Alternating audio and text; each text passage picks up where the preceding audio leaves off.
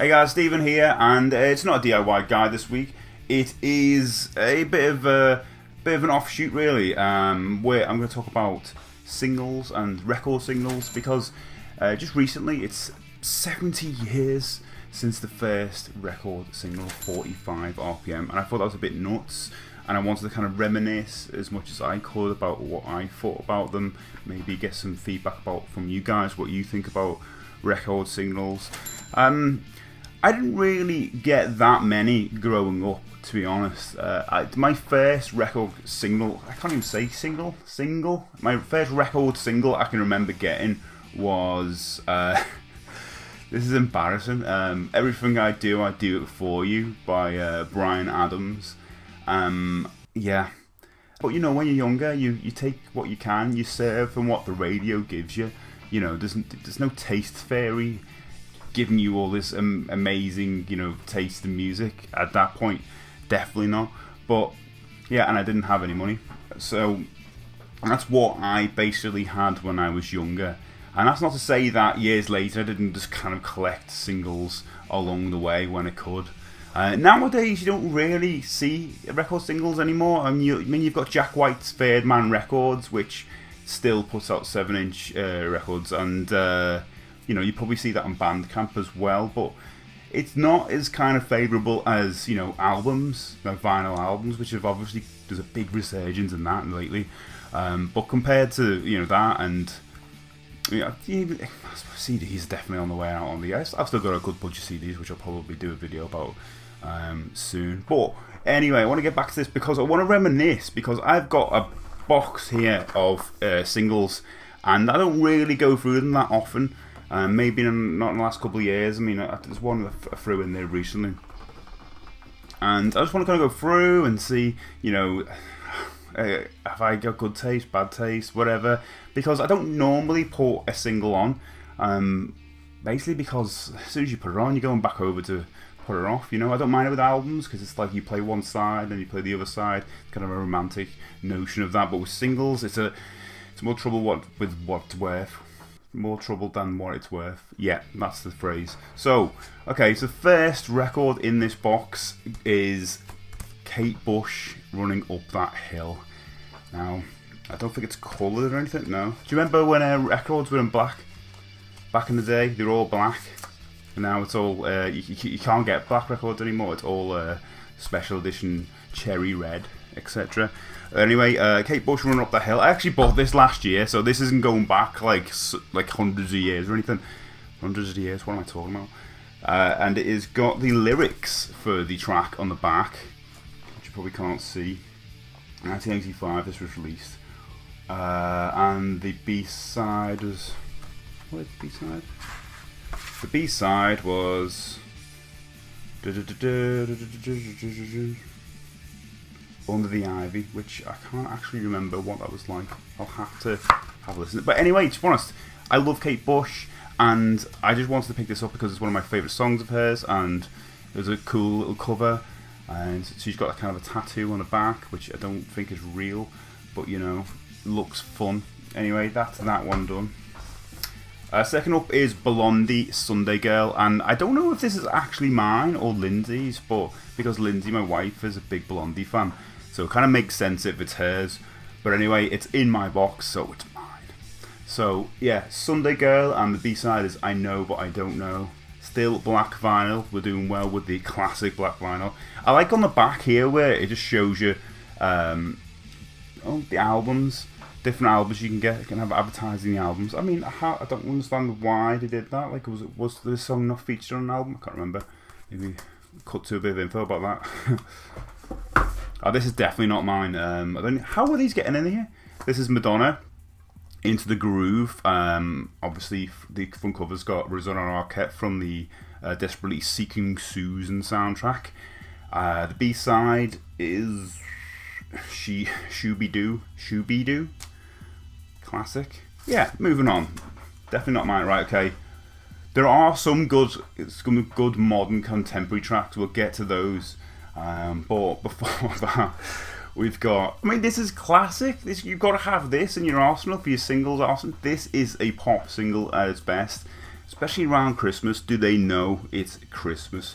The thing I like about this, right, is it's kind of Sergeant Pepper-ish, obviously, because, you know, the back cover has got all the pop stars who took part in the track, and they've got kind of like what would you call it, a key to show you, you know, tell you who's who. So I can see right here, randomly go, oh, Martin Kemp is in there.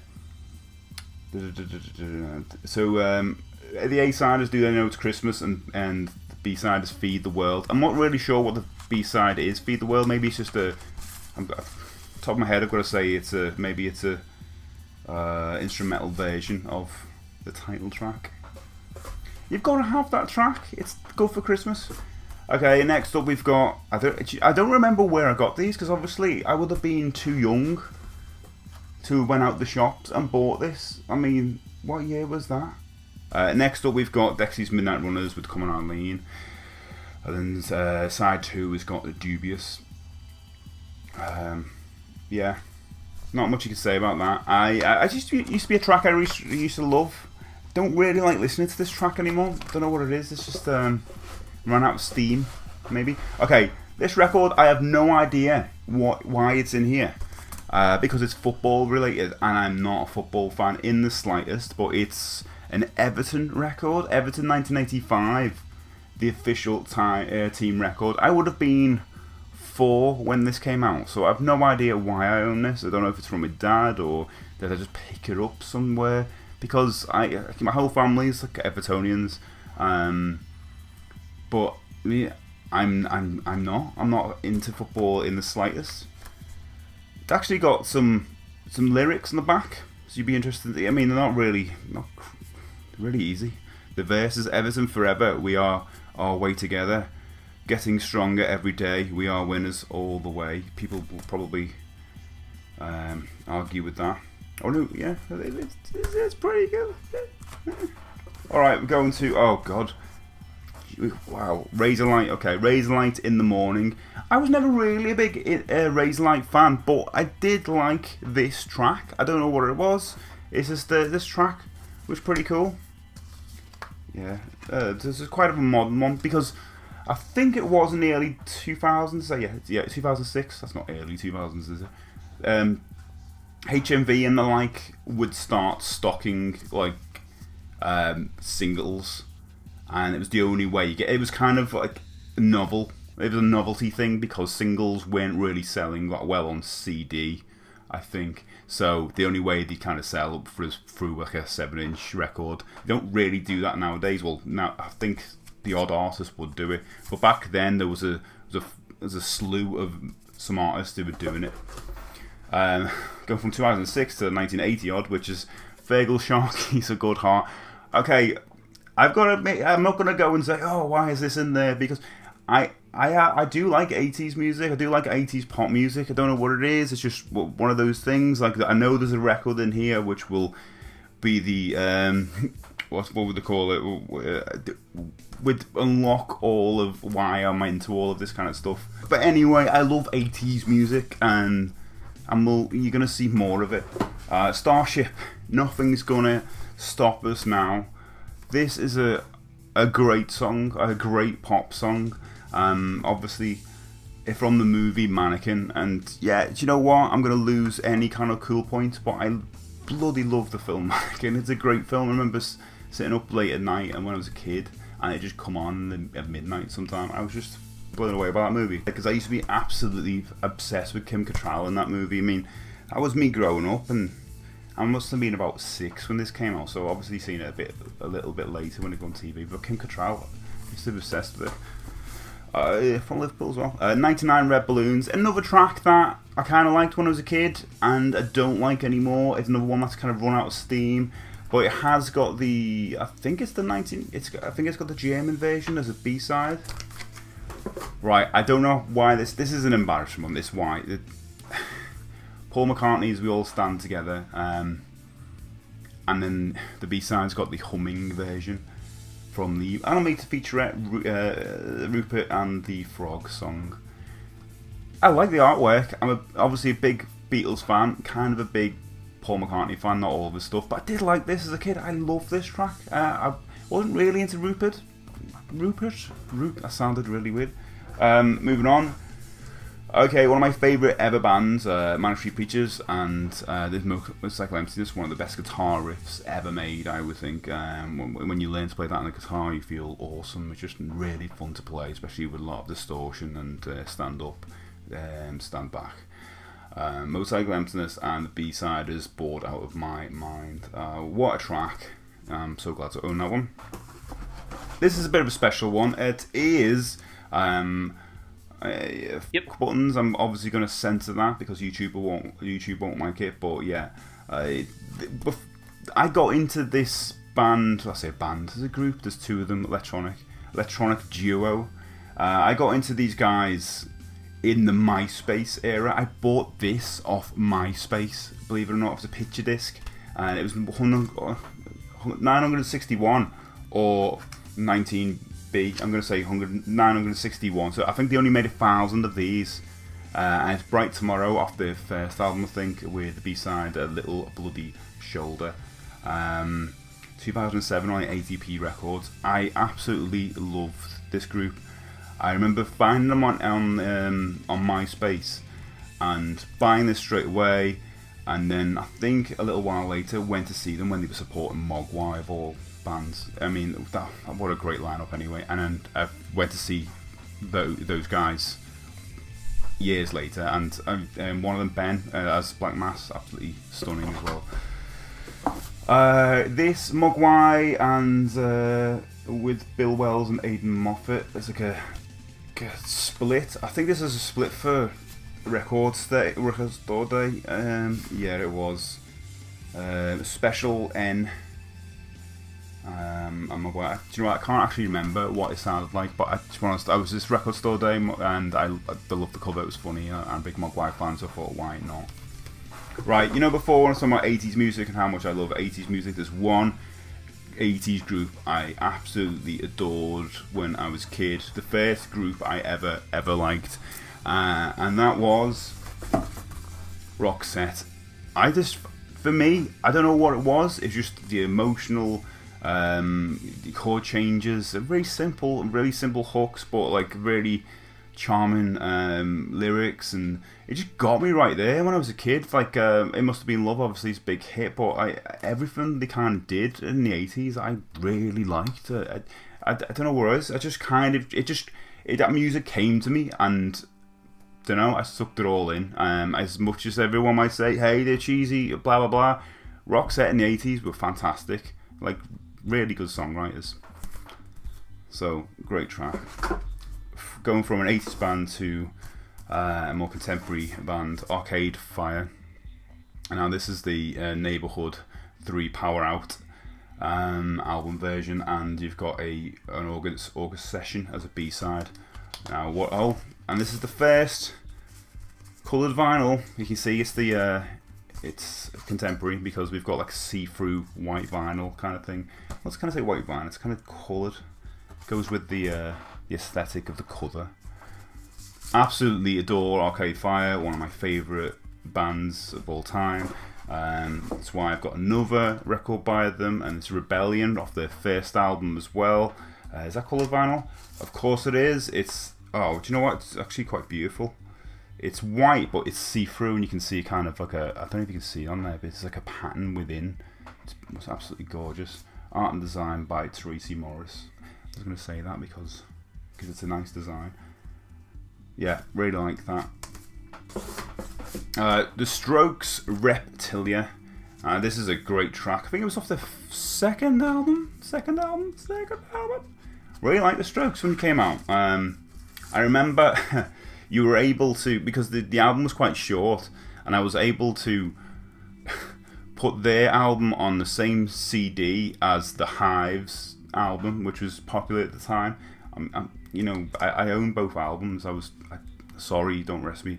But those two albums were so short, we were able to put them on one CD, and I was made up because the Hives were all right, Main Offender and all that stuff. But I really liked the Strokes at the time. The first two albums and some of the third were really good, and kind of switched off them. But I kind of want them to come back. Back cover's a bit odd. The front cover's cool. That little reptilian thing. The back cover looks like something, I don't know, something, a really old website from the early 90s or something, you know? Like really basic HTML tables. Ew. But yeah, the B-side and art was Modern Girls and Old Fashioned Men. I can't remember for the life of me what that was like. Okay, from them we've got Teen Angst by M83. If you don't know M83, you probably do nowadays because they're quite big. But back then, it's a kind of electronic producer, songwriter, performer guy. Teen Angst. Is there something inside? What's this? No. I was obsessed with this track. I heard this track. I don't even know what it was. Pre-Spotify, pre all those days. What year was it? 2005. And something just erupted in me. It was such a beautiful, beautiful electronic track, beautiful vocals, and then I just became a massive fan. All the way up to, I can't remember what the album's called. Hurry Up and Wait. No, that's a Stereophonic song. Whatever that album's called. And then the album they put out with that was like, ooh, what's this? But back then, I preferred them in the early days. They were great. M83, I'm gonna treasure that one forever. Okay, I can never pronounce this one, but this is a Japanese band called Misasendamai. Hopefully I got that right. And I got this at ATP, I think, because I saw these guys. There's a group of 3 or 4 women, and it's kind of a bit like, kind of electronic, guitar-y. There's no, I don't think there's any electronics in it, actually. It's kind of a jammy band, and I really like them. There was something really cool about them. Saw them at ATP All Tomorrow's parties like a good few years ago, and I just had to pick up whatever they were selling, and this is what they were selling, and fantastic band. Check them out. Okay, The Killers. All these things that I've done includes poster. So you know, The Killers. I did like that song. That's the one that says I've got soul, but I'm no soldier. I don't want to sing it because YouTube will pick it up because I'll be pitch perfect. But the B-side night is Andy, You're a Star Radio 1 session. I think that was also off the first album. Thing with The Killers, really like their first album. Then there's a trickle of good tracks on some of the other albums, but they're not. I think they kind of lost what they'd got in the first album. That magic was kind of slowly being dissipated. But yeah, apparently they're really good live. Okay, The Libertines with Can't Stand Me Now. I don't know, I love this track. It's just really, really fun. Quite emotional, quite upbeat. I remember dances this. Yes, I used to dance. Yes, I have legs. You might not have seen them. But back in the day, yeah, I would do that, and that was a good track. Right, I'm going to stand by this one. Do not judge me, because I absolutely love this. This is the Turtle Power by Partners in Crime. If you look at the Partners in Crime spelling, it's nuts. But I was a massive Turtles fan when I was a kid. I've actually owned a few of these because they've either just got scratched out or I've lost them over the years. And so I bought this one a good 8 years ago or something like that. I was obsessed with the film. I was obsessed with the comics when I was a kid, and the TV show, and the Nintendo game, the first one. I was just a big Turtles fan, and I remember hearing this. I think it was my cousin who bought it originally, and it had the B-sides were great. Splinter's Tale, where they talk about how the Turtles became the Turtles and all about Shredder and stuff like that. It's just brilliant, and there's this iconic cover as well because it's taken from the movie. I remember it was a really cool poster, the bigger version of that. I don't know, of the time, I think if you weren't of that age I was, you obviously was thinking Turtles, whatever. Same goes with Ghostbusters, really. This is just a cool pop record. I mean, that's the thing about record singles. You can kind of be all arty-farty with an album, can't you? We can all be chin strokers about this prog album, and but with singles, it's it's a lot of it. It's just a good dose of pop. It's just one track that's got to blow you away, just like that. And the Ghostbusters track is the epitome of that, I think. I mean, look at the cover in the back with all the Ghostbusters and Ray Parker Jr. with them. That's a pretty cool little thing. Moving on. Oh, the Tetris theme, right? Okay, by Dr. Spin. I think it was a 92. I remember this actually coming out, and I was a big Nintendo fan, a big Game Boy fan, and a big Tetris fan. I've been playing the the hell out of the Tetris 99, the Nintendo's first battle royale. But yeah, I absolutely love this. My brother bought me this a good few years ago, and it was just really nice to have. I can't really say any more about it, really. I kind of wish there was just a normal version of the Game Boy theme on there, but, you know, there isn't. That's all I get. Moving on to the Doves Black and White Town. I think this is like a special edition single, and it's got limited edition poster sleeve. 145. I don't even know what that means. It looks like it's got a serial number of some kind. There's a poster in there, but I tell you what, I remember getting this out. It's all coming back to me now. I remember getting all this out with a poster just to have a look at it years ago, and it was just hell to get back in. So I'm not going to get it now, but I am excited about Doves coming back. They're apparently working on a new album. They're going to come out with some more gigs, but I definitely want that new album. Was a big Doves fan. For me, it felt like if you were either a Doves fan or an Elbow fan back in the day, and I don't know why. It's like Beatles versus Rolling Stones, Oasis versus Blur, Elbow and Doves. I don't even know if that was a thing. Maybe I just made that up. But anyway, I was a Doves fan, not an Elbow fan. I'm just gonna ruin my reputation of just coming up with something interesting then by Jimmy Nail. Ain't no doubt. Right, my brother got me this as a joke, because we just always sing it to each other. But it's not a bad song. I do remember when the video came out, it was very controversial, because the woman who actually sang the chorus in the song, you know, ain't nobody else, that's true, that bit, it wasn't actually her in the music video. They used like a slim kind of model instead of her. Which I always thought was a bit weird. But anyway, it does feel a bit weird. Like, what about this? I mean, they probably had hair on this side as well, and they've taken her out of the single. It's weird, isn't it? But it's just on that side. I mean, it's an art direction, but it's weird. Okay, the Concrete seems fine. I seem to remember this being colored vinyl. It's a nice little sleeve. Look at that. Oh yeah, red. Not cherry red, but it is red. It's nice that though, it's got a little tortoise on the side. That is a great little track. Nice. I remember it. I haven't listened to this track in ages, but I know it's got a kind of a smooth kind of guitar riff. I remember thinking that the sound of the guitar was really nice, and I would like to try and recreate it. There's another Jimmy Nail track, but I have no idea what that one is. I think it just came coupled with the other one when my brother got it. Never bothered to listen to it. Let's just move on.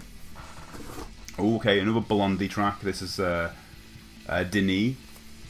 It's the same thing on the back. It says now available on 2 albums from Blondie. Odd, where Blondie did that. But she's wearing some kind of like leopard skin print on the front. Cool.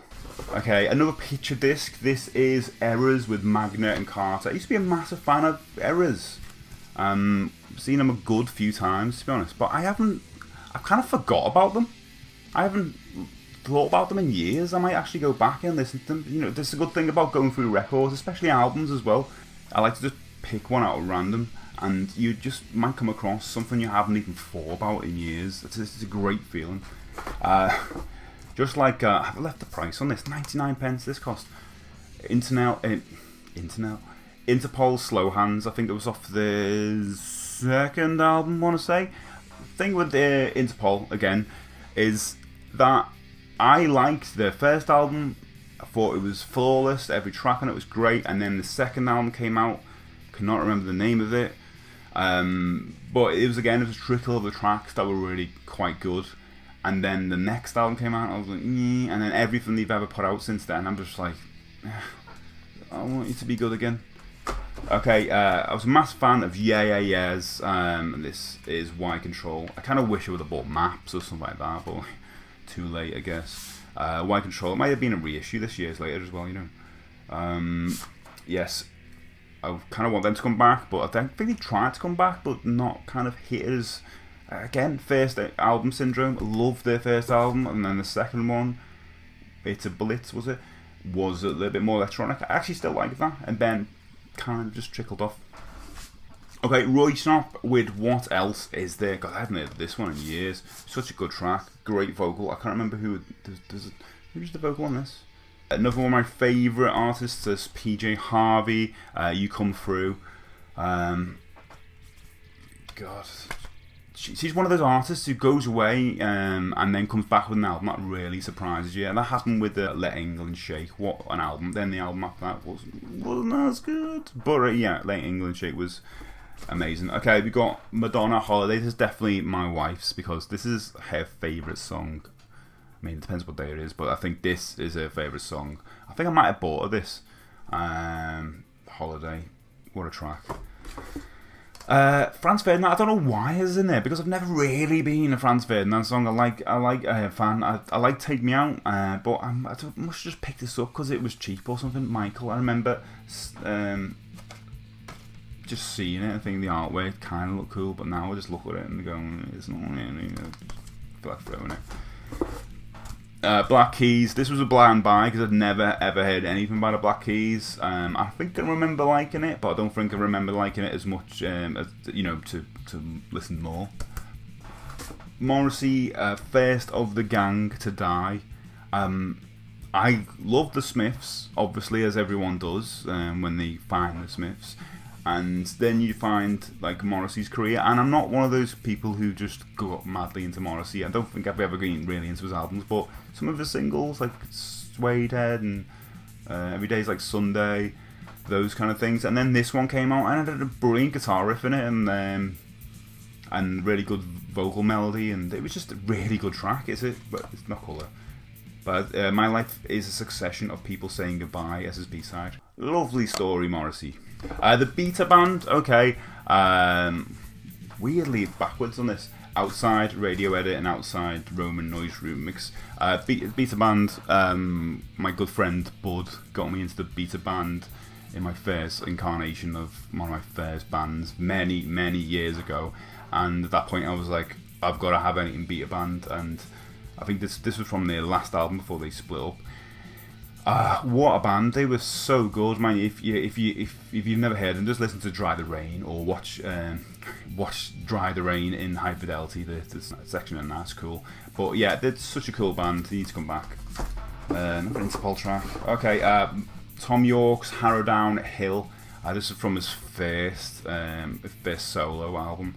The name escapes me, but yeah, I love that. I'm a massive Radiohead fan as well. So at this point, I was just trying to soak up anything that any of the band were doing. I don't really do that much these days, but at that point, it's just I was obsessed with that band. I still am obsessed with the band, just not as much this solo outfit. I didn't really pick up the Suspiria stuff. I was tempted, but I didn't. Last track is the Bees with Chicken Payback. Feels like heavyweight. This is heavyweight 7-inch vinyl. And I don't remember when I got this. Where did I get this? What year is that? What year? Wow. Okay, I really like this track because BBC Six kept playing it all the time. I think it was Radcliffe and McConey. Don't they play it a lot? Or just all over in general, and I just got obsessed with it. It's such a fun track, especially when you're out back in the day when we used to come on, we used to dance a lot. Yeah, it's an awesome track. Now that's the last of my little box of 7 inches. That sounded weird. I do have more, but it's just a big box of crap and I can't bother going through all that. But they're the most kind of like contemporary and the ones that aren't as wrecked and got drawings all over them and all that stuff. It's weird, isn't it? Because when am I even going to play them? I might just dot them around just to have a bit of artwork around, but I don't think I'd ever purposely go out and buy any 7-inch or I've just thought about maybe Record Store Day might be that big thing, but money doesn't go on trees, so I'm not going to spend that kind of money anymore. Anyway, thanks for watching me rant on and reminisce through the history of my 7-inch collection. I hope you got some enjoyment out of that, and do let me know about your memories of this 7-inch single. And until next time, see you later.